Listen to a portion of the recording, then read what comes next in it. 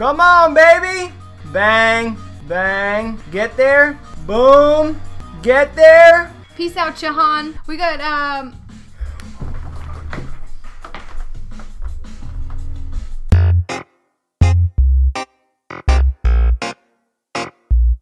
What's up, guys? Lord Beardo bringing you a brand new Clash of Clans video. Now, the last one we did about war was all about the fail, so let's go ahead and jump into something good here. We are on a 3-game winning streak, and we are 1 win away from hitting that 200 win mark, and we've been fighting very well of recent.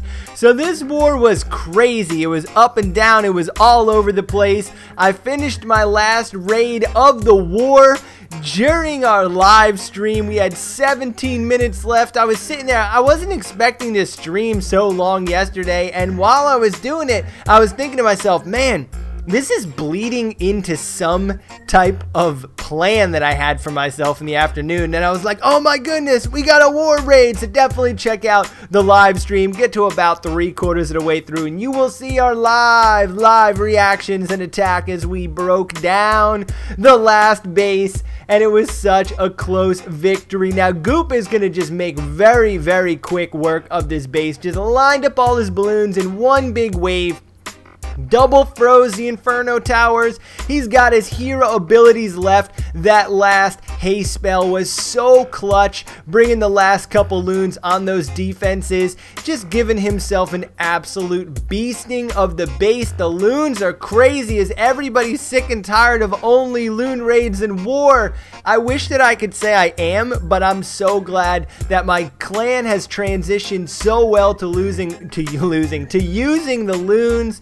And we're doing pretty good, man. If we get a matchup that we're supposed to win, we've been locking them down. So we're feeling jazzed up. We got one more win to break that 200 win mark. And all around, just super pumped about the progression of our clan and the way that we've set ourselves up to have a strong war team. Now, we're definitely looking to up the ante a little bit with our war. I'm looking to extend our war offer out to the people online who think they're good at war and don't have a war clan that they enjoy.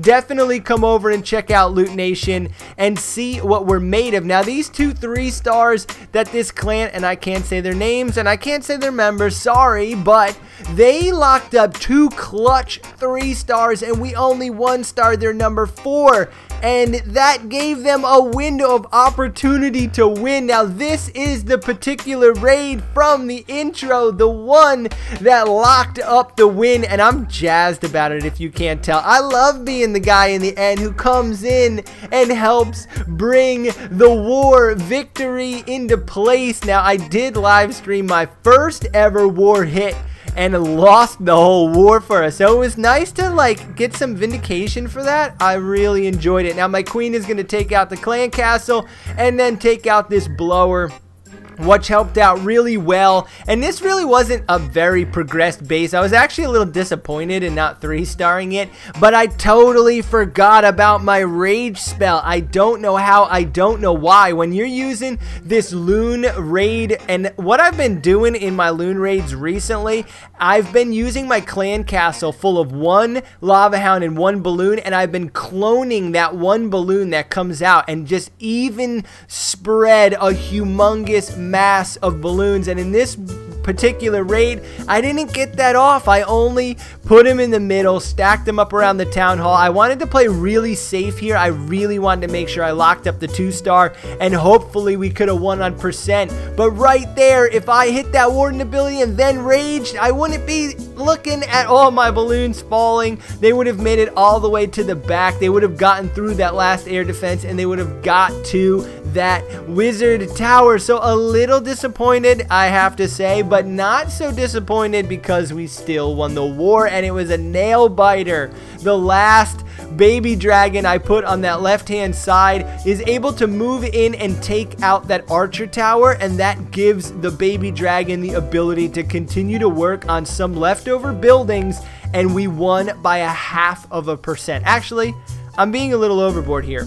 It was 0.53, I believe. So it was more than 0.5%, but holy crap. these guys had the chance. Here's my late raid spell. I'm like, why not? Let me put it down. But they had the opportunity to beat us. They had a member who no-showed, and they had an easy Town Hall 9 walkthrough. Oh, but how often does it happen where one of your members doesn't come through in the clutch and misses an entire war? And whoo, I'm glad it wasn't us this time, because it's been hectic when that happens in our clan. It's like a boot train. The moment that happens, everyone's just getting booted out. It's like a rage boot.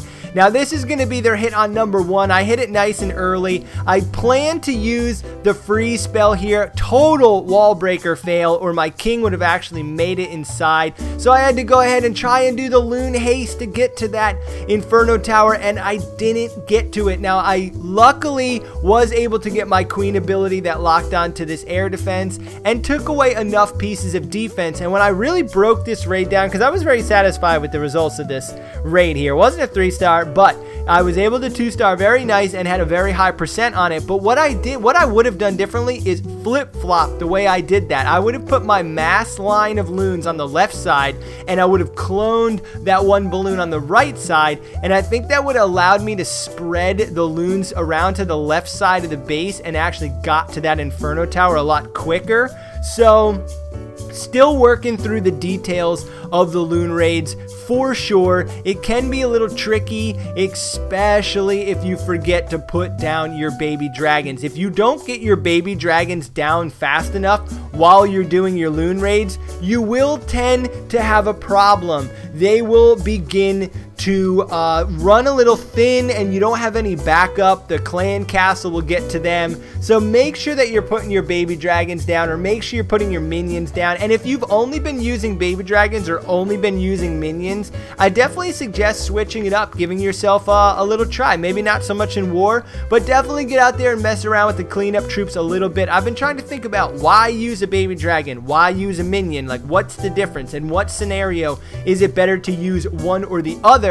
And the baby drag is going to take down this town hall, just one of them. Like I said in my last war recap video, you only need one baby dragon on those standalone town halls. Even if it's getting shot by an expo, or even if it's locked up with an inferno, it will beat out the inferno if it's maxed for town hall 11. Now, getting back to the minion baby drag concept, I'm starting to think that the baby drags are better for tight-knit bases, and the minions are better for those really spread out bases, because they will stack up the minions as they begin to move through the base. Now, I haven't tested this theory yet, so it's just simply a theory, but I'm hoping that there's some validity to it. Now, my warden is not gonna get it done. He's just got a couple seconds left, but very high percentage on their number 1 is always going to help out when you're fighting in these wars. Let me know what you guys are thinking about these war videos. Hit that like button, smash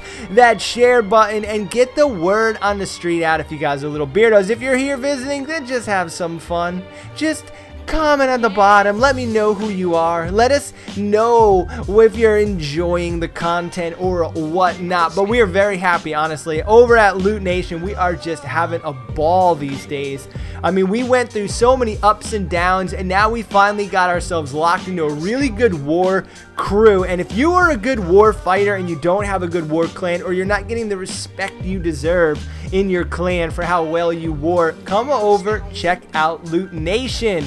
We are all about war. You might think we're not, because we're all the Loot Nation tag, but we love ourselves some war, and Nocturnal had himself the opportunity of winning the war. He was so close. This is one of my best friends, great clasher, awesome co-leader. He is a Town Hall 10 trying to get involved to break this Town Hall 11. This isn't really 11, it's a 10.5 with some 8 wizard towers. A little engineering happening here, but you know what? You can keep your engineered bases, because when you match up against a clan that knows what they're doing and has good defenses, you're gonna struggle, man. They did really well. They did 3-star 2 of our top 5 bases, and they had a chance, but we had to go ahead and crush them. Now, perfect funnel Nock locks down that funnel with the baby dragons. The baby dragons are a great troop for funneling.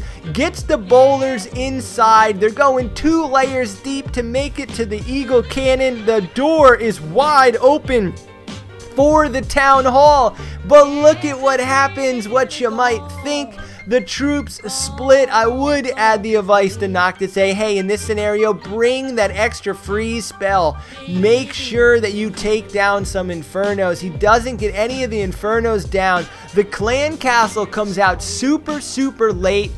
Inferno finally down, and the queen, look at this though, she's like, okay, I'm gonna double back though, right about now. Let me get out of the trouble of this baby dragon. Uses the ability and then scoots back around the corner. How often does your queen go the wrong direction? Locked onto the town hall. I'm screaming at my desk, we got the war, we got the war, let's go baby, like pumped up. But here comes the red heads, or maybe orange heads, however you want to put it. One swing of the axe ends the hopes and dreams of Nock winning the war for us, which added the pressure towards the end of the war, but it made it so much more fun. I know everybody likes smashing in war, but the close war victories are the ones that just make you smile. They just make you feel good about everything that's happening. Now, Little Virus, one of our co-leaders up at the top, Town Hall 11 with me, he's got his baby account, and let me tell you something, he is on an absolute rip down in the Town Hall 9 spot with his hogs. He is slaying the hog spot down low, so definitely peep this concept for sure. He's using a kill squad full of bowlers and heroes and some wizards, moving into the middle of the base, taking out the clan castle, taking out the queen, and now he's going to circle the base with healers and hogs. The heal comes down. They're going to dodge that king. The big bomb definitely smashes their energy a lot. Couple of them pop up in the air. Second anticipation heal goes down. There's another big bomb. Not going to matter. Sometimes the big bombs will really hurt, and then the wizard towers are so close to each other. He had a little space there. Very smart with his heal. Somebody else might have dropped that heal spell right when the big bomb goes off. He plays patiently. He gets his heals down. The big bombs are not killing the hogs the same way, so they are back in action. If you are a Town Hall 9, 100% jump on some war strategies with the hogs. It is doing very well for us, especially if you're a low or mid-level Town Hall 9. When you first get into Town Hall 9, and I'm experiencing this with my baby account, you definitely want to get to the loons as fast as possible, unless Supercell changes them, which I do feel like a change is in the winds. I don't know if you guys are up to date with everything, but they flew out a bunch of YouTubers to Helsinki, and that makes me play a little Sherlock Holmes detective work and say to myself, I believe an update's coming. So let's see what happens in the next upcoming weeks with an update. I hope they don't take the loons away. I really don't. I don't think they're overpowered. I think they could add in a new troop possibly, or set themselves up with new defenses, new upgrades, something to maybe, you know, level the playing field just a tad. From what I've been witnessing with the way that Supercell is upgrading things, is they give us something really good to work with for a couple months, and then they scale it back just a little bit, making it a little harder. The bowlers went nuts for a while, and then they scaled them back, and now it's good, but it's not a lock. So I'm thinking they might do the same thing with the loons, but I'm not positive. I hope they don't take the loons. I love the air option. If somebody's going to leave their base so that the air can come in, and they don't want to use the expos up in the air, they have bad AD placements, then 100% give us the ability to smash a base. So hopefully they don't steal them. Hope you guys are enjoying. If you're here till the end, then you need to sub up to the channel. Peace out, guys.